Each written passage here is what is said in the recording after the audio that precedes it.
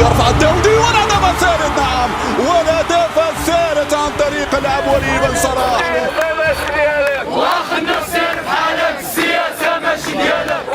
Il y a de plus en plus de maturité dans les slogans. Maintenant, les revendications ont un fond politique. On voit des slogans pour plus de liberté, un meilleur système de santé, l'éducation, l'indépendance de la justice et beaucoup d'autres revendications. On l'appelle l'hôpital de la mort depuis que ces femmes sont mortes dans une période très rapprochée. En me dirigeant vers l'hôpital, je me disais que je serais la 9e.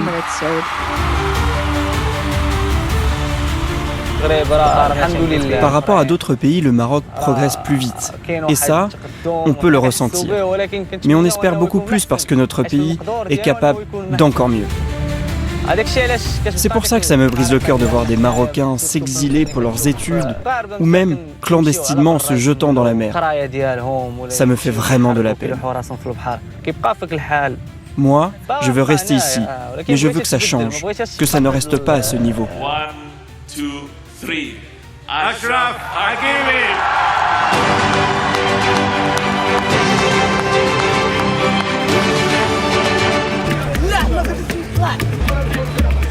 Tous les services de police sont mobilisés.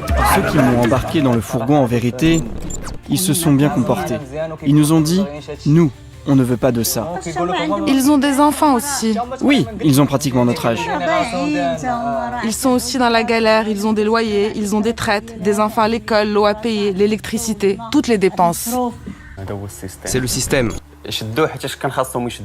Ils l'ont arrêté parce qu'il fallait arrêter des gens. Il fallait remplir le camion de police. Ils s'en foutent que tu participes ou pas. En fait, nos revendications sont les mêmes que celles de votre génération. La santé, l'éducation, un logement. Bilan selon l'Association marocaine des droits humains, plus de 2000 personnes arrêtées. Ils embarquent et interrogent les jeunes sans procès verbal, sans laisser la moindre trace officielle. Ça ressemble davantage à un enlèvement qu'à une arrestation.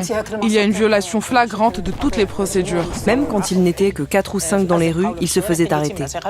Lors des interrogatoires et de la rédaction des procès-verbaux, ils ont été victimes de violences. Leurs déclarations ont souvent été obtenues sous la contrainte, la force.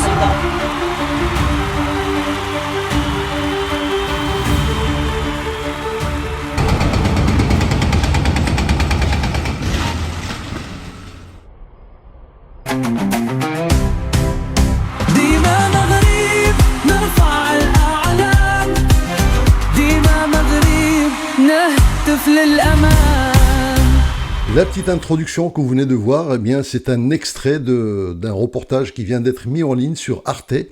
Et moi, quand j'ai vu Arte qui parle de la Gen Z au Maroc, je me suis dit, ils viennent un peu tard, ces gens-là, pour parler de ce sujet. Mais en fait, non, je me suis rendu compte que c'est quand même une belle piqûre de rappel par rapport à toutes les attentes des Marocains qu'on a oubliées quelque part. Alors, je ne sais pas si vous avez remarqué, mais ça fait 2 mois pratiquement qu'on parle que de football et c'est pas terminé donc cette affaire. Donc on a les U20, donc les champions du monde. Bon, donc on s'en réjouit bien évidemment. Il y a eu l'affaire Ziyech, il y a eu les U17 avec la Coupe du Monde des U17, les matchs amicaux des Lions de l'Atlas.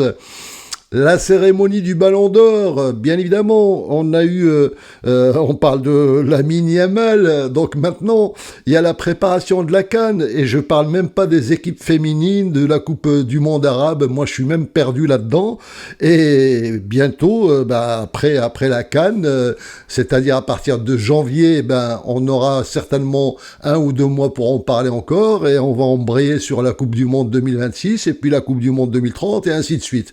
Enfin bref, donc moi je m'en suis rendu compte parce que mes dernières vidéos, je me rends compte que je n'arrivais pas à parler d'autre chose que du football. Alors c'est bien, on est heureux, on est content, mais là, je me dis, dans cet épisode, il faudrait qu'on rappelle quand même à nos responsables que ce football-là, il faut pas croire que ça va être l'opium du peuple, parce que si ça marchait à une époque, ça marche pas aujourd'hui, ça va pas fonctionner. Bon, donc vous avez entendu la Gen Z qui dit on veut pas de Coupe du Monde, on veut des hôpitaux. Donc vous voyez jusqu'à quel point ils sont prêts effectivement à sacrifier, effectivement cet éclat footballistique du Maroc pour quand même des attentes qui sont quand même indispensables et qu'on n'a pas oublié, parce que il y a eu des interventions qui ont calmé un petit peu le jeu, mais moi personnellement, et je crois beaucoup de monde, on n'est pas aujourd'hui complètement convaincu parce qu'on ne voit rien de concret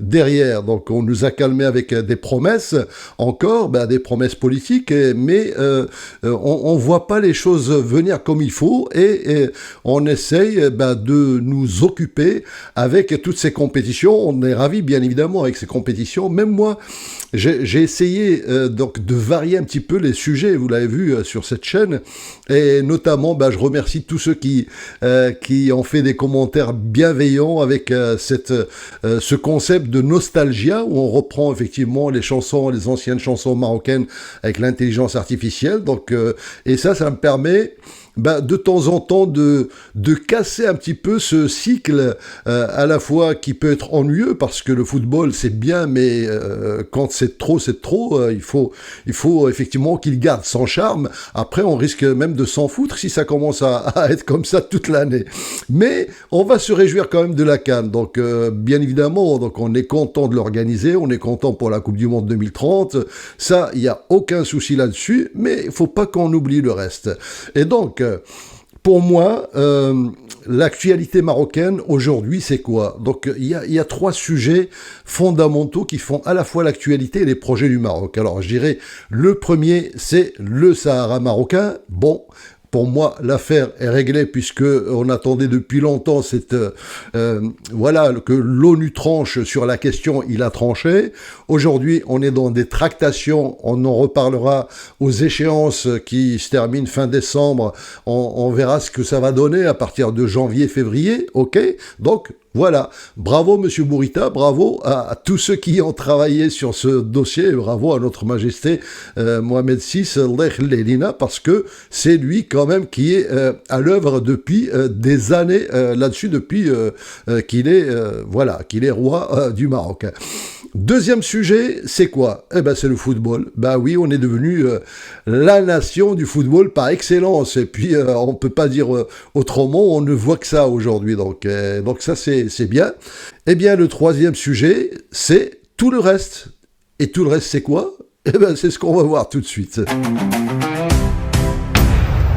Alors bien évidemment, donc le football, attention, je ne dis pas que c'est une mauvaise chose, c'est une bonne chose, mais à condition de ne pas oublier tout le reste, toutes les promesses qui ont été faites. Bon, on nous a parlé de 13 milliards de dirhams qui seraient consacrés à la santé et à l'éducation. Alors c'est vrai qu'on parle du budget 2026, mais on est à la veille de 2026, nous sommes au mois de novembre, décembre, donnez-nous au moins des lignes directrices. Où est-ce qu'il est cet argent? Ces 13 milliards, ils sont où? Qu'est-ce qu'on compte en faire? Comment est-ce que vous comptez recruter 27 000 postes? Parce qu'apparemment, donc, c'est un budget qui a été voté pour créer 27 000 postes dans le domaine de la santé au Maroc. Elles sont où les annonces? J'ai pas vu d'annonce ou de recrutement. Donc voilà un premier point qui est quand même assez important. Donc le deuxième point, j'ai vu un rapport où on parle effectivement...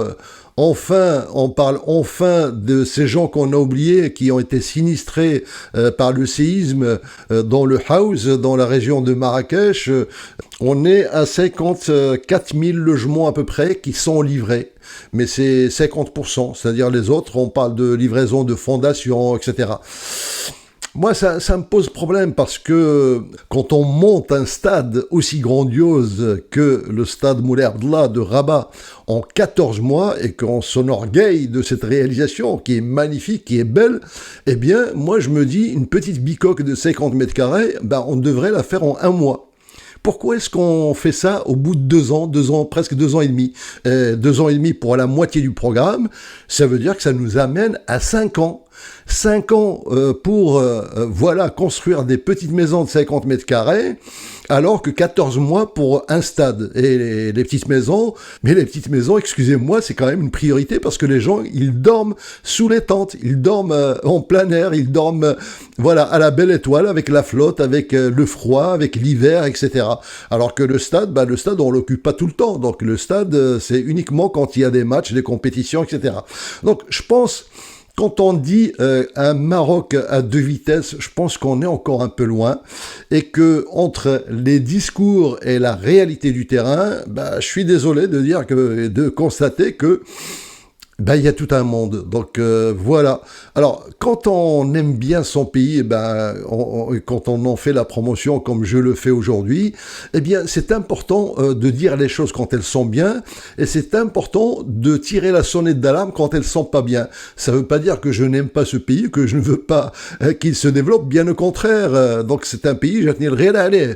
Et donc je pense que c'est une bonne chose à la fois que Arte nous alerte en disant attention, la Gen Z a dit ça, où est-ce que vous en êtes? Mais moi ça me parle et c'est important que la société civile dont je fais partie s'exprime en disant à tous ces responsables attention, les Marocains ne sont pas cons, donc on est loin d'être cons et on va aller jusqu'au bout dans les exigences parce que donc, on attend des résultats concrets. Et moi, ce qui me désole quand je vois qu'on est en train de détruire ce palace incroyable dans une zone qui était quasiment inconnue, Bouskoura, donc 15 milliards de dirhams qui partent en fumée, franchement, ça fait mal au cœur. Quelle image on donne du Maroc, ça fait vraiment mal au cœur. Et je me dis, on n'est plus dans un Maroc à deux vitesses, on est dans un Maroc où on a la 5e vitesse d'un côté, avec les stades, avec la CAN, avec la Coupe du Monde, avec tout ce que l'on fait à droite à gauche, et marche arrière de l'autre. D'autant plus que on parle de création d'emplois, et ce projet, ce que les gens ne percutent pas, c'est que d'abord, le promoteur devait recruter 200 postes pour démarrer, et que surtout, il fallait voir tous les intérêts indirects que ça allait apporter. Vous imaginez ce palace qu'il aurait fait? C'est incroyable, il aurait vraiment redynamisé cette Bouskoura que moi je connais pas, enfin j'ai dû passer un jour là-dedans, mais franchement, donc là, on a loupé le coche sur quelque chose. Donc, alors, pour moi, il y a anguille sous roche, et ce qui m'embête, c'est que on parle d'un Maroc qui veut construire. Eh bien, c'est désolant de voir qu'il y a des projets aussi où on est en train de détruire. هاد الرخصة ضخت في ميزانية الجامعة 34,600 درهم وهو مبلغ هزيل بخس لا يوازي القيمة ديال التجاوزات. العملية كذلك لابد أن أشير فيها إلى أنه لم يؤدي الضريبة على الأراضي الغير المبنية التي أصبح مشمولا بها بعد الترخيص، ووجدوا على أن صاحبه قد امتثل نسبيا، معناه بدأ في أشغال هدم بعض المخالفات، لكنه سرعان ما عاد إلى مواصلة عملية البناء الغير مرخص وبدون ترخيص. ثم كان الأمر الأخير بالهدم، كما أرسل له إنذار بإخلاء البناية من المرتفقين من الناس وكذلك من المجتمعات. هذا ان بروجي توريستيك وصل واحد 150 مليون ديال الدرهم، ريبوا الحيط ودخلوا. الا كنا حنا مغاربه وكان انفيستيو راه حنا مغاربه، الا كنا بغيتو تجريو عنا قولوا لنا. حنا لو بروجي انتوما كتشوفوه، هادشو اللقطات ديالو اللي 5 هو كيتنقش ان بلان اوتوريزي. درنا كيلكو موديف، قال لك لا لي موديف راه تحلات لا ديروغاسيون ديال السياحه، دفعنا لا ديروغاسيون اللي اون كور. قلنا ليه الله يخليك صبر واحد الشهير ديال الايام الا ما كان هذا، وديك الساعه نديروا هذاك الشيء بخاطر خاطرنا. راه اليوم حيدنا الحيط، هو كيريب في الحيط، عندنا لداخل السلعه، عندنا لي لوستر، عندنا واحد تقريبا واحد 10 مليون ديال الدرهم ديال السلعه اللي كاينه لداخل ولات عرضه للطريق. كيقول لنا سيدنا انفيستيو، تيقول لنا خدموا، انا وراكم جيت نخدم مشيت عند السيد العامل دابا العماله ما كاينش. دويت مع المدير الديوان هو عنده ريونيون هو غادي يشوفك امتى غيشوفني تيكمل هادشي في الترياب. حنا ناس ما كنعرفوا لا تعسف ما كنعرفوا مضاربه ما غنطلعوا نغوتوا ما والو. حنا ناس دي زانفيستيسور اللي كنخدموا في لا لوا في القانون. فريمون حقره هادشي بيان سور ما سهلاش. بوندون 6 انا كنبني هادشي كيشوفوا هادشي كله كيتبنى حتى التفينه وتركب التريات وتا المحل غادي يحل وغادي يكون كلشي في وهذا. عندنا واحد 200 منصب شغل باش غنبداو هادي باش غيكون ديبار. كيتقولوا لنا عاونوا ها الفيفا ها كاس العالم حنا كنديروا مشاريع اللي هي اقتصاديه كبيره اللي غتحرك البلاد وفي الاخر تخليني حتى نسالي وتنفيني وانت كيف كتشوف جيو تريب هذا ما هادشي اللهم ان هذا منكر. كاينين حدانا ناس بلا ذكر الاسماء دي باتيمون نون اوتوريزي دي باتيمون كومبليتمون نون اوتوريزي هما خدامين حتى واحد ما جدوى معاهم حيت ما كايناش المسطره وما متبعينش المسطره. جايبين لنا جرافات باش يدخلوا للمحل يدقدقوه. هادشي راه ما يبغي لا العقل لا ربي لا العبد. حيت هادشي هذا ملي كنمشي انا عند مسؤول كبير وتيقول لي فوق طاقتي اذا كاينين بغينا نعرفوا هاد الناس هادو شكون الا بغاو الطيران ولا بغاونا نخرجوا من هنا غير يقولوها لنا. اما باش يجيو بالطريقه التعسفيه وفي هذا الوقت ويدخلوا من الجنب ويهرسوا الحيط وتيدقدقوا في الزيتون وما عنديش امر بالهدم ما تعلمش بيان سور.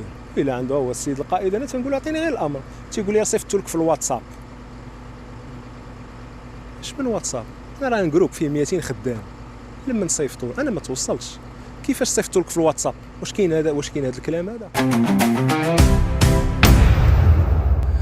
Cette affaire de Bouskola, de ce château, franchement, c'est une catastrophe. C'est vraiment, moi j'ai eu du mal pour ce promoteur qui s'est exprimé et franchement, je lui dis bravo de garder son sang-froid. Et il me rappelle une époque parce que moi j'étais parti au Maroc en 1990, j'ai investi et je me suis sauvé, je me suis barré en 96 ou 97 à cause de toutes ces conneries-là parce qu'il y a des conneries administratives.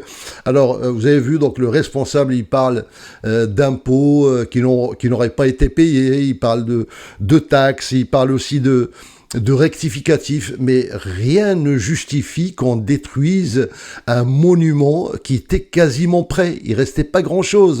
Rien ne justifie ça. Il faut d'abord une décision de tribunal. Où est-ce qu'elle est la décision du tribunal? Le mec, il reçoit un message par WhatsApp. On va casser ton château où t'as mis 15 milliards de dirhams. On va te le casser. Moi, je me mets à sa place. J'ai vraiment mal pour lui. Et je crois que tous les Marocains ont mal pour lui, même si c'est quelque chose qui paraît faste, parce que ce mec-là, il est venu avec l'intention d'investir, on a appelé à investir, et il l'a fait de manière très intègre, très naïve, en se disant, il a choisi en plus un endroit inconnu qu'il allait redynamiser, et là, je ne comprends pas. Moi, la seule explication que je donnerais, parce que en ayant été entreprendre au Maroc, c'est que l'histoire fera l'aqa. Il y a du fric. C'est une question de fric, tout simplement. Il a parlé de gens qui construisent, personne ne leur a dit quoi que ce soit. Ben, mon bonhomme, c'était quoi la différence entre toi et eux? C'est que eux, ils ont certainement fait quelque chose que toi, que tu n'as pas voulu faire par intégrité. Et moi, je suis persuadé, si on lui pose la question, ce mec-là, il a des choses à raconter. Et à sa place, il y a peut-être des discussions qu'il aurait fallu enregistrer pour peut-être les sortir et calmer un petit peu le jeu par rapport à ça. Parce que ça, c'est ce qu'on appelle une hsifa. Une hsifa, c'est-à-dire quelqu'un qui te veut du mal et qui a fait tout pour te casser 15 milliards de dirhams qui partent en fumée. C'est inimaginable. J'aurais été responsable d'une collectivité locale, mais c'est incroyable. Déjà, je me serais mis à table avec cette personne et on aurait trouvé des solutions. Et le gars, il est pas 1 million de dirhams près, donc le gars, il parle de 34 000 dirhams d'impôts. Bah, demandez-lui ce qu'il a à payer. Je suis sûr qu'il l'aurait fait, plutôt que de voir un petit peu son château qui s'effrite comme ça. Enfin voilà, moi je trouve que ça, c'est quand même désolant. Alors, dans cette affaire, pour moi, il y a 3 traductions. Comment est-ce qu'on peut traduire? Alors, j'ai pas tous les éléments du dossier pour juger, Mais même sans avoir les éléments du dossier, je crois que tous les Marocains se rendent compte qu'il y a quelque part une injustice.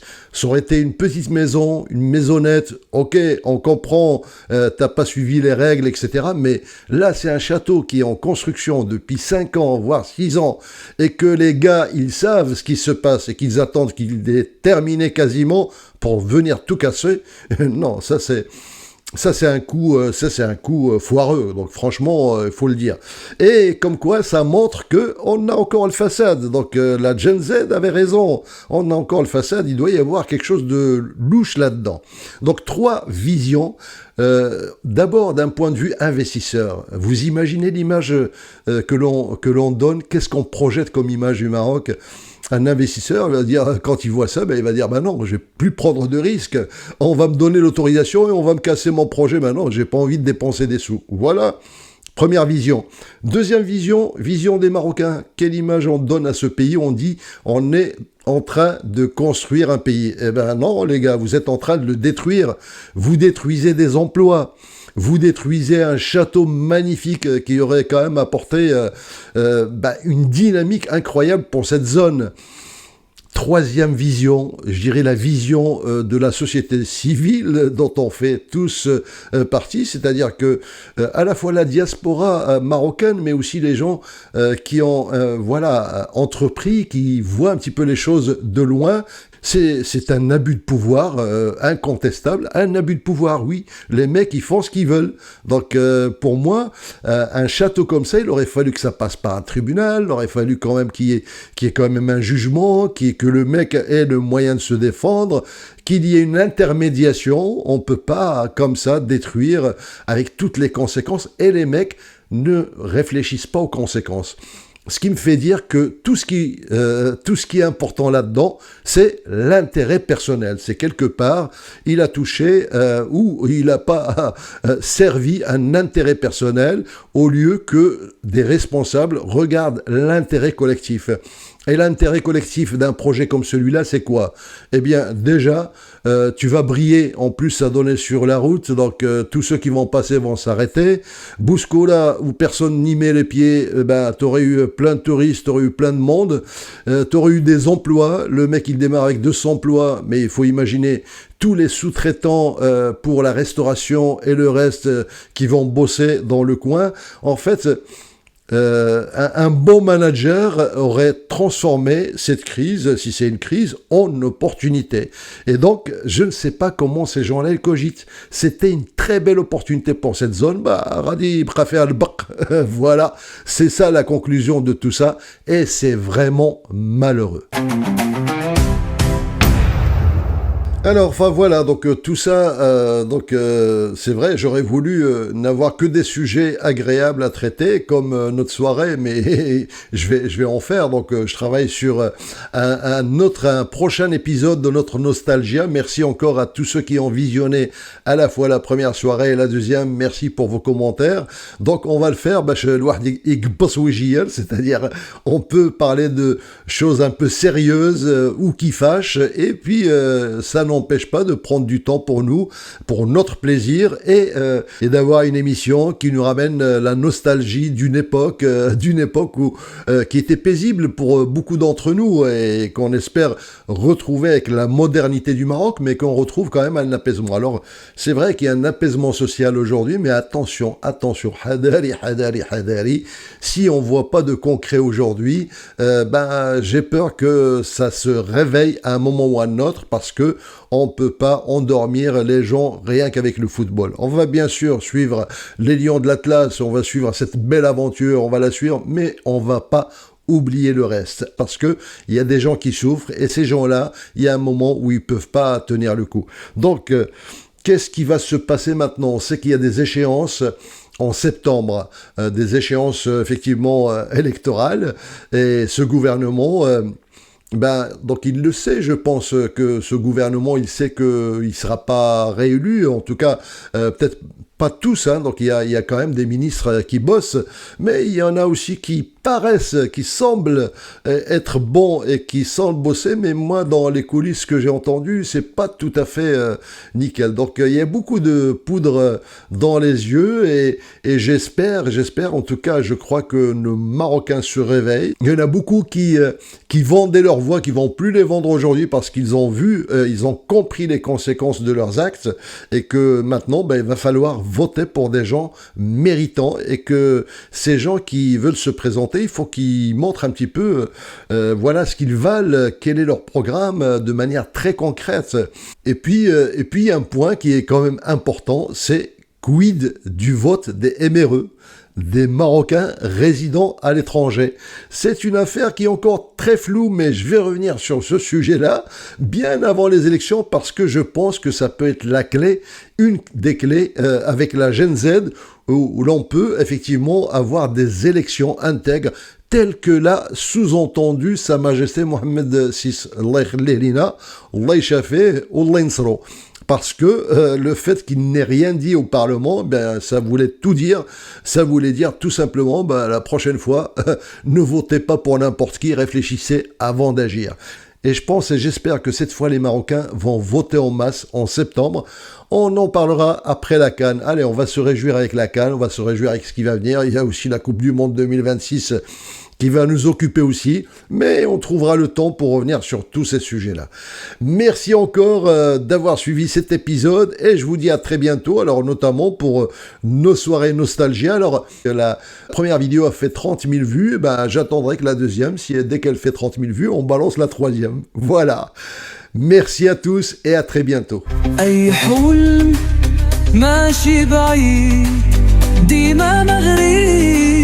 قلبي سعيد ديما مغرب نرفع